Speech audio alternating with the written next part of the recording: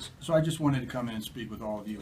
I'm not going to take questions. I just want to get some information out because I want to give you the opportunity to go, and particularly when I start talking about some of the policy stuff, to go and reference the new policies that we've put out, and they are going to be online.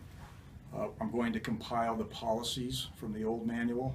And if you want to bring in a thumb drive this afternoon, we will put the policies that were replaced on that thumb drive for you, so you can kind of take a look and see as to what was changed, if anything was changed, and what you'll actually see is that the policy language was really the same. So as far as the survey from the FOP last week, to this day, to this minute, the only copy that I have of that survey is one that a media outlet allowed me to make a copy of. And my understanding is that's not even the official copy. And when I say official copy, I'm talking about the official copy, the one that was provided the mayor, and the one that the mayor then provided to all the media outlets. That's what I'm referring to as official copy. So I have yet to receive any official copy, either from the mayor, either from the city, either from the FOP. All I've seen is, again, one that I was allowed to make a copy of from one of the media outlets, and again, my understanding is that's not even a copy of the official one on that front. So it is disappointing that I never had an opportunity to speak directly with the FOP about any of this. Since I've been chief for 3 years, no one from the FOP has ever come to speak to me, identifying themselves as the SOP and as the FOP, and speaking to me in capacity as a member or board member, executive member, if you will, of the FOP. You know, I could tell you that my calendar is public record, and I would gladly provide you a copy of my calendar to show where a meeting occurred, but I don't have anything to provide you because a meeting never occurred from the FOP. So it was a little bit disappointing as to how this all played out, and not having an opportunity to speak to the FOP, but that is something I'll continue to try and seek out, and at some point hopefully have a conversation with them about that. A lot of things were raised in the survey about policies, okay, and the new policies that have come down. What I have for you that I'll hand out, this is a department directive dated February 6th of this year, that basically talked about the phase-in of a new version V 2017 policy manual, if you will, and it will be replacing the V or version 2014 policy manual that was in effect prior to me taking over as chief. And I can tell you, being a member of the department for as long as I have, much of that 2014 version policy is still of the same language and the same policies that were in place back when I joined the department back in '99. So the version 2017 policy, I would say that probably easily 90% of the language in those policies is exactly the same as the version 2014 policies. The version 2017 policy, as you'll see in the directive here, is really just consolidating some of those policies to where you're not searching through 28 different chapters with upwards of anywhere from 2 to 6 to a dozen plus subsections within each of those. So it's more, the 2017 policy manual is more of a just a structural reorganization and consolidation of policies, if you will. And so with that thumb drive, what I'll give you is basically a copy of this spreadsheet right here, and you'll see the ones highlighted in yellow. On this side is basically the table of contents, if you will, of what the 2014 policies were, and then you'll see what we've struck through, and what's highlighted is what has been replaced by the about 22 policies that we've put forth in the 2017 version, if you will, on that. But you can kind of look through and see how some of that consolidation and replacing has gone. So you'll get a copy of this. Additionally, with these policies, back when Chief Walsh was chief, he contracted and brought in a gentleman named Randy Means. Randy Means works out of a law firm, I believe, in North Carolina, and it was his law firm that argued Graham versus Connor in front of the Supreme Court. Graham versus Connor is the benchmark use of force case law that all of law enforcement uses across the country. So arguably you can't find much better credentials than that to speak to police department policies and procedures. And with law enforcement agencies and police agencies, policies are lifeblood. I mean, they're essentially our Bible, if you will, as to how we operate. So they have to be the most professional document, the most thorough document, I would argue, that we have in the police department. So Chief Walsh contracted him to take a look at our policy manual and give some insights and give some suggestions as to what we need to tweak, what we're on the right path with, if you will.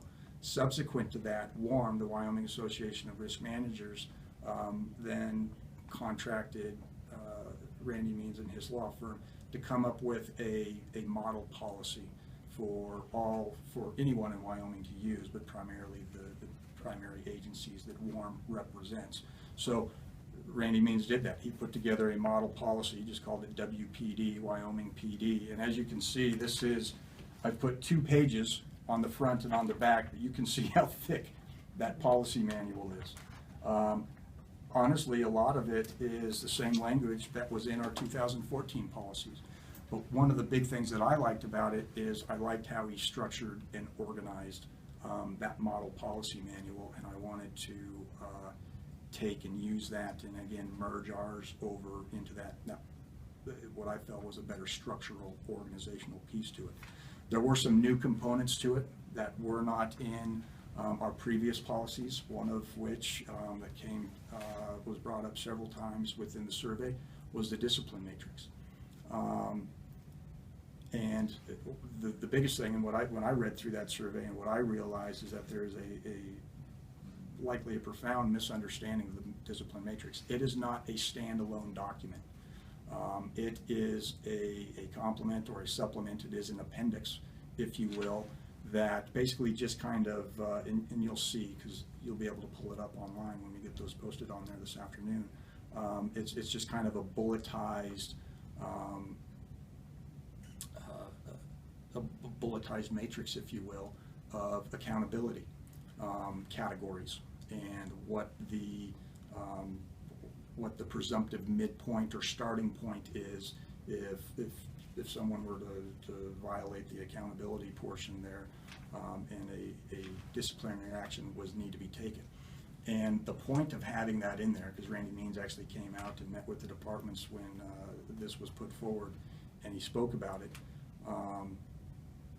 was you hear a lot about the word procedural justice, right, out there in the community, and what that means, giving people a voice, allowing them to be heard, allowing them to feel that there's fairness and that they are actually playing a role in being heard in the process.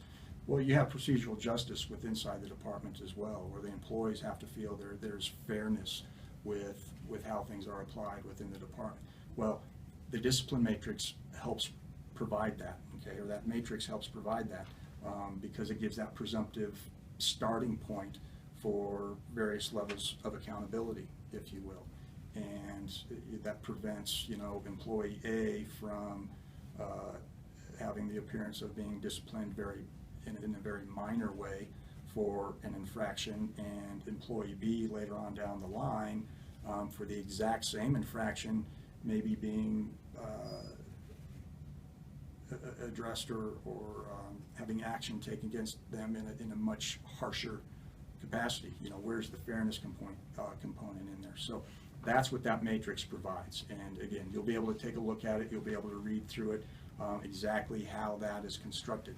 But when you get right down to it, it's not my matrix. I guess it's my matrix is the fact that I'm the chief, and I said this is the direction we're going, but I didn't build the matrix from scratch. This came from Randy Means' law firm. Very maybe minor tweaks in there, because the thing with this, we can't just go through and replace Wyoming Police Department with Casper Police Department and just kick it out. There's some things that are in the model policy that don't really apply to us. There's other things that do apply to us that may not necessarily be captured in the model policy. But that's the background behind the policies. And like I said, I think when you'll be able to compare the two, you will see there is very little, and in most cases, 90% of the cases, probably exact same wording with that. You'll also see that the 20 policies plus policies that have been kicked out, the vast majority of them are just purely administrative policies, departmental correspondence, what a memo means, what a letterhead means, when you use a letterhead, when you use a memo format, if you will, just basic command structure, command protocols, the mission, values, vision, the code of oath of office, jurisdictional, mutual aid, just very administrative level components in it. There is a code of conduct, and again, what you will see when you see a chart here of what's been replaced actually just condenses everything into one policy on code of conduct that before was spread out over maybe 6 to 8 different policies, and that's all consolidated there in the code of conduct. There's a discipline and an IA procedure policy that's in there that you'll be able to take a look at, and that's basically how we field and take complaints. And that's the nature of law enforcement, and part of the job that when you sign up to do this, that is the unfortunate, unfun part of the job, and that is a complaint comes in. We have to look into it. We can't just dismiss it and say, whatever, there's no merit to that, and just go on. We have to have a process to look into that, and if it's an egregious complaint, we have to take it at face value and ensure that we look into that. In those kind of cases, sometimes, because we don't know exactly what we're looking at yet, an officer may have to go on paid administrative leave until we can determine the veracity, the credibility, or the degree to which the complaint is valid. And as I try to tell the officers and explain to them, is all of us are human. We're all going to make mistakes. I made the mistake one time of saying, hey, look, if you didn't do anything wrong, you don't have anything to worry about. Well, the reality is we're all human, and we're all going to make mistakes. So that's not the best way to put it. If you acted in good faith, and this is actually policy language that you'll see in there, you acted in good faith, okay, you're going to be fine. There's nothing I can do to alleviate stress of being put on administrative leave and starting to have concerns about your job and what's going to come. But the reality is, if you acted in good faith, that's going to be identified, and you're going to be fine. You're not going to lose your job. It's very, very difficult for me to terminate somebody, for me to demote somebody. We have civil service process and procedures, and those are the protections. Those are in place to protect the officers from unfair practice, from knee-jerk reaction practice, if you will. And I have to have very, very good demonstrated cause in order to demote or terminate somebody. So, but that's the reality of police work in today's day and age. Complaints come in, we have to look into that. We owe it to the public. We're accountable to the public. We're accountable to the community and the citizens that we're looking into that. We're expected to operate at a very high standard. We carry a lot of power and authority with us, and that with that comes, when a complaint comes in, we have to take that seriously and look into it. But all that's identified. Please read through the discipline and the internal investigations policy on that. The whole last 2 or 3 pages, I think, of that policy actually breaks down and goes into detail what that discipline matrix is and how it breaks down. So again, I wanted to give you guys the opportunity to see all these documents next week. Try and come back, sit down, and field some of the questions that you all have after looking through some of that stuff. So I've started meeting with all the patrol teams. I have yet to meet with the night shift patrol teams, but I met with both. We've got 4 patrol teams, 2 work. One works days on the front half of the week, nights on the front half of the week. The other one works days on the back half of the week and nights on the back half of the week. So I met with the 2 day crews on that. And this is what I told them. Hey, message received. Okay, I've taken it on the chin numerous times in numerous ways over the last 3 years. This was one hell of a right hook. Okay, but message received, and there are comments in there that clearly, for some of those employees, you know, I believe there is nothing I could say or do that is likely going to change their mind. I could probably give them $1 million and build them a palace up on the mountain, and they're still going to think I'm the most rotten individual ever to walk the face of the planet. I probably can't do a lot. Nothing I can say is probably going to change their mind, at least in the very short term. My focus out of that survey were the constructive comments, and that's where I think we start, is having discussions over the constructive comments that were in the survey. The other thing it told me, and again, as I alluded to you guys before, earlier, a lot of, I think, misinformation, misunderstanding, that information is not getting down to them in the proper light, the proper context, with the proper details behind it, if you will. So I'm going to start bringing that message directly to them from me, to try and get some of this, the misunderstandings cleared up, if you will. As I said, I talked to you about the matrix, right? It was clear to me reading that they were feeling that was a standalone product, right? Someone made a comment about, you know, my word, but how draconian. You're going to tell me what authorized ammo I can and can't use to go hunting on my off-duty time? Mm-hmm. Well, no. If you look at just that one line, what the presumptive midpoint is, if you will, for accountability, if you're caught using unauthorized ammo, that's obviously referring to a duty firearm, a PD firearm, where we have requirements on the type of ammo that we use. But you'd have to go back into the firearms policy that talks about authorized ammo, if you will, to understand that that's what that's referring to. That's not referring to you need to get your hunting ammo authorized with me. So it was very clear to me in that particular case, where we had officers feeling this matrix was a standalone document. Well, it's not. You have to have the other component policies to go along with it to put that in context. So I'm going to start bringing that directly to them. I also told them that I need to make myself more available to them. Clearly, they need to get to know me, and I need to get to know them, and that has to happen on a personal one-to-one interaction basis, so I can try and help fix the misperception that I don't understand the challenges and the issues that they're facing down there on patrol, because I do believe that I do.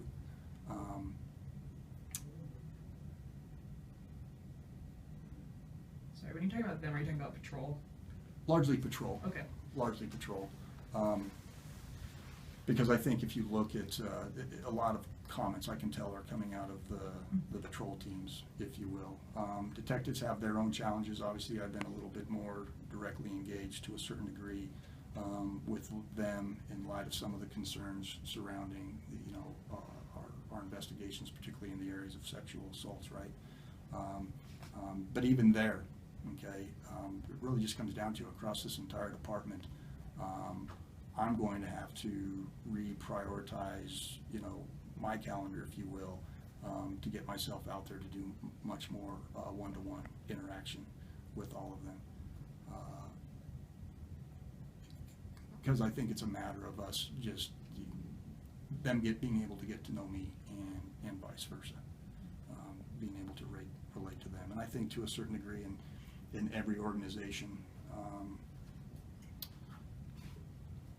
trying to find that balance and that disconnect, right, between the administration and the line, so to speak. And it really comes down to that challenge of ensuring, at least as the leadership, the administration, that we're getting down there and we're establishing those personal relationships, individual relationships with them. So that's a little bit of, you know, in just the past week of sitting down and having conversations. You know, I've also pulled a couple individuals, one individual in particular, a 2-hour conversation with them on Monday. I'd like to think there was a very fruitful conversation, a lot of understanding on both sides. But good starting point. I'm very optimistic that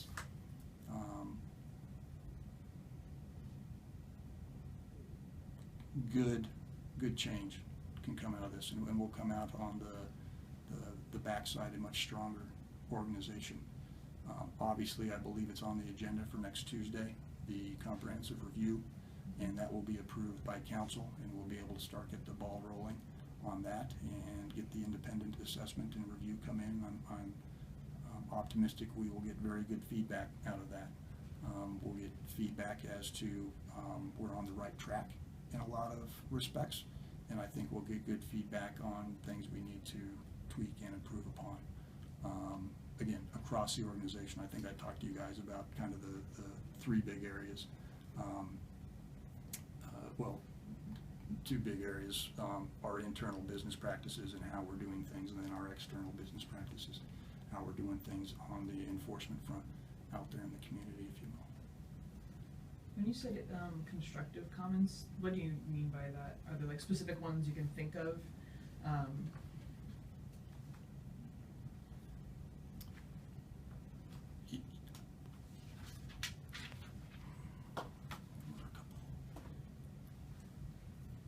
Generally speaking, there were some where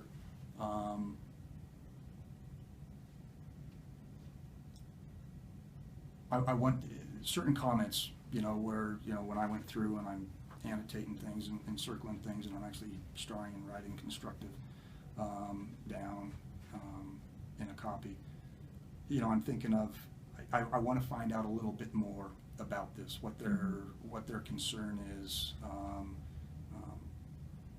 regarding something in the workplace, or constructive. Okay, I think I see what they're talking about here, and this is something where we just need to affect some better communication in order to get them to understand, hey, here's actually the reality, if you will, behind what I can see where this perception is coming from. And we can fix that. Okay, we can come in on the backside and explain, hey, this is how this came about and came into play. And a lot of it just really communication, affecting better communication and understanding through all the different levels, if you will. But no, to your answer, I can't think of anything just right off the top of my head, one particular comment that sticks out to me. I'm assuming the copy I have is the official copy that everyone else has.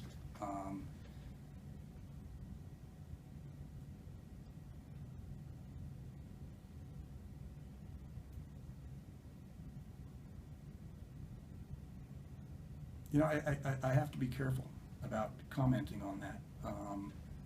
There's a lot of emotion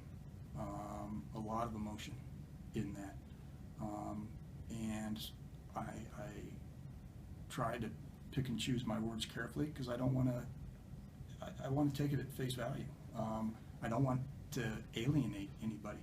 I don't want them to think that I'm just dismissing it and not giving it any mind. Things have to be addressed within that.